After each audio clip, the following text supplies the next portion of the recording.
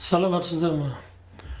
Мен Өтеген Ихсанұлы Исенов, Қостанай мемлекеттік педагогикалық институтының Қазақстан тарих кафедрасының доценті. Бүгінгі сабағымыздың тақырыбы мектептегі тарих кабинеті және оның қызметі, мақсаты, міндеті. Тарихты оқыту әдістемесі пәнінен лекция. Бұл тақырып бойынша мектептегі тарих кабинетінің оқыту процесіндегі рөлі, тарих кабинетін жабдықтау, кабинет жағдайында тарихи білім беруді ұйымдастыру әдістері дейтін үш мәселені қарастырамыз. Мектептегі тарих кабинеті оқушылармен жұмыс жүргізетін база ғана емес, сонымен бірге ол мұғалімнің әдістемелік жұмыстарының да көрсеткіші. Оқу әдістемелік көрнекі және техникалық оқыту құралдарының жеткілікті қоры жинақталған кабинет жағдайында мұғалім қызметінің шығармашылық сипаты арта түседі дейді. Әдістемелік шығармашылыққа қолайлы жағдай туғыза отырып, кабинетпен жұмыс жасау мұғалімнің дайындығына жоғары талап қояды. Қазіргі кезде тарих пәнінің оқытуда міндетті түрде игерілуі тиіс бөлімнің көлемі арта түсуде. Сондықтан да мұғалім оқулықтан тыс диафильмді, видеофильмді, үнтаспа, тағы басқалар сияқты оқу құралдарының мазмұны және қолдану мақсатын жетік білуі тиіс. Мұғалімнің сабаққа дайындығы белгілі бір деңгейге кабинетпен байланысты, өйткені мұғалім сабақта қолданылатын көмекші құралдар және оқытудың техникалық құралдармен кабинетте таныса алады. Содан да кабинет жабдықтау және безендірудің оның мүмкіндігін мұғалім сабақ барысында кешенді түрде пайдалана алуы басты назарда болуы тиіс. Жақсы жабдықталған кабинет бұл оқушының білім тәрбиесі мен адам дамуының іске асырылуының әдістері мен нәтижелеріне ықпал етеді. Ондай кабинет оқушылардың пәнге деген қызығушылығын оятып, танымдық белсенділігін арттыруға қолайлы жағдай туғызады. Сонымен қатар тарих кабинеті түрлі мерекелік күнде тарихи оқиғалар туралы жүйелі түрде көрмелер, экспозициялар ұйымдастырумен ерекшеленеді. Мысалы, еліміздің тәуелсіздік жағдайындағы қол жеткен жетістіктер туралы түрлі мағлұматтар тарих кабинетінде жабдықталады. Тарих кабинеті кеңестік мектептерде, қоғамсай жұмыстарда да материал базасын құрайды. Бұл бағытта білім беру жүйесінде қалыптасты дейді. Кабинеттерге карталар, қолдан жасалған көмекші құралдар, кітаптар, зертханалық жұмыстарға арналған материалдар жинақталады. 30 жылдарда мектептерде тарих білім беруді қайта құру барысында кабинеттер жойылып, оқу көне құралдар мектептерден әдістемелік кабинеттеріне берілді. Ұлы Отан соғысынан соң кабинеттік жүйе мектеп қызметіне қайтадан енгізілді. 60 жылдардың екінші жартысынан бастап мектептерде тарих және қоғамтану кабинеттері жаппай ашыла бастады. Осы кезде мектепке арналған баспа түріндегі көрнекі көмекші құралдардың көбеюі, оқушылар мен мұғалімдердің өз күштерімен оқу құралдарын жасау әрекетінің артуы, озат тарихи кабинеттерді тәжірибесін жинақталуы. Кабинет қызметінің қатысты педагогикалық әдебиеттердің көптеп жарық көру тарих кабинетінің мектептерде тарих білім берудің құрамды бөлігіне айналдырды. Тарих кабинетін жабдықтау, тарих кабинеттің базасы үш негізгі бөліктен тұрады. Олар арнайы жиһаздар, төндегі қондырғылар, қажет техникалық аппаратура және оқу әдістемелік құралдардың қоры. Тарих кабинетінің жабдықталуы оқушыларға білім беру, тәрбиелеу және дамыту міндеттерін барынша тиімді іске асыруды басшылыққа алуы тиіс. Кабинет орналасу тәртібін дұрыс анықтаудың маңызы зор. Онда қондырылған мұғалім мен оқушылардың жұмыс істеуіне барынша қолайлы болып, құралдарды еркін пайдалану қамтамасыз етілуі тиіс. Оқушылардың қарсы алдында портреттен өзге ешқандай көрме, картина, стенділігі болмайды. Интерьердің безендірілуі де оқушылардың оқу процесіне алаңдатпау керек.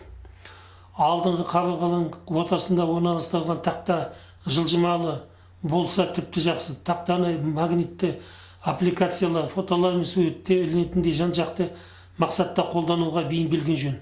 Тақта үстіне төбеге кино экраны ілінеді.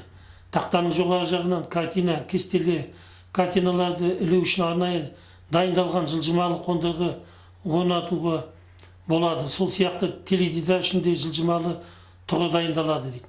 Картина, кестелерді сақтау үшін тақтаның астына немесе кабинеттің артқы қабырғасында арнайы шкафтар болады. Артық қабырғаға тұтастай құрастырылған шкаф кабинеттегі бүкіл оқу әдістемелік техникалық құралдарын сақтауға арналады.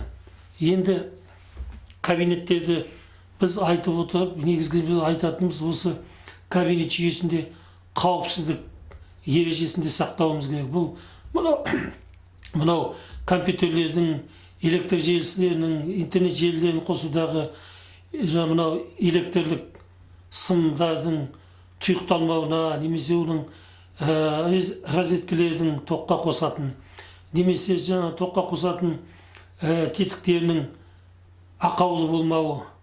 Ондай жағдайда міндетті түрде мектептегі шаруашылық басшысына айтып, сол ақаулардың болмауына, яғни оларды тез арада жөнге келтіруге тиістіміз. Оған салбыр салақ қарауға болмайды. Себебі балалардың денсаулығына, өміріне қауіп төндіруі мүмкін. Сондықтан кабинетте қауіпсіздік шарасы да мұқият жасалған болу керек. Сонымен қатар кабинеттің жаңағы желдетуі, тағысын тағы жағдайларда ескерілуге тиіс. Кабинеттің барлық заттары қолдануға оңай болғандай тәртіппен орналастыру тиіс. Сонымен қатар оқу құралдарының каталогы жасалады.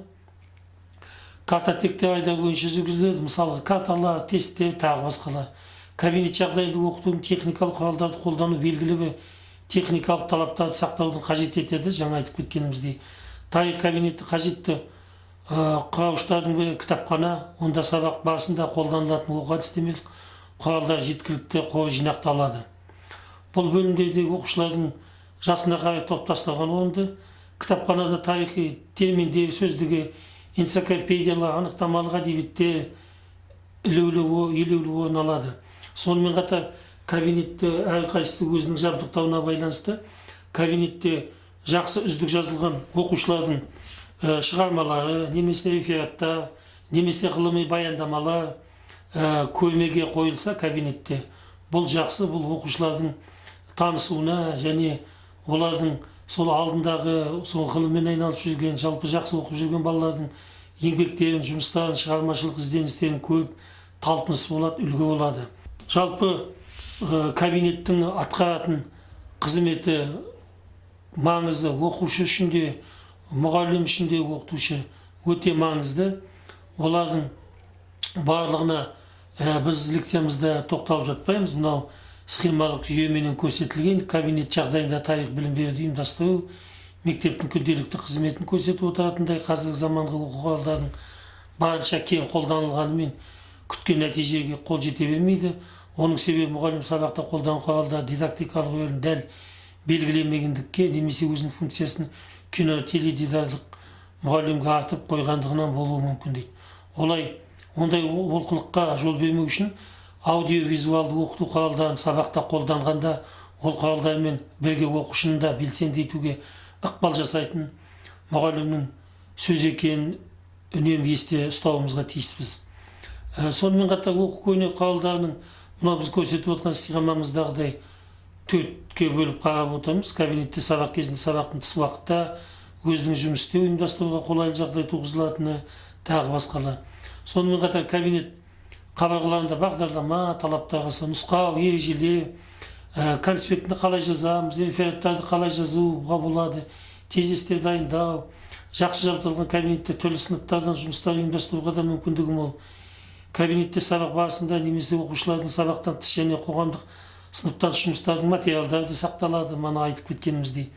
Сонымен кабинетке шоғырланған оқу құралдарымен жұмыс істеудің жүйесі оқушылардың дербестік әрекеттерінің дамуына ықпал жасап, олардың тарихқа деген қызығушылығын арттырады және шығармашылық ізденістеріне жол ашады.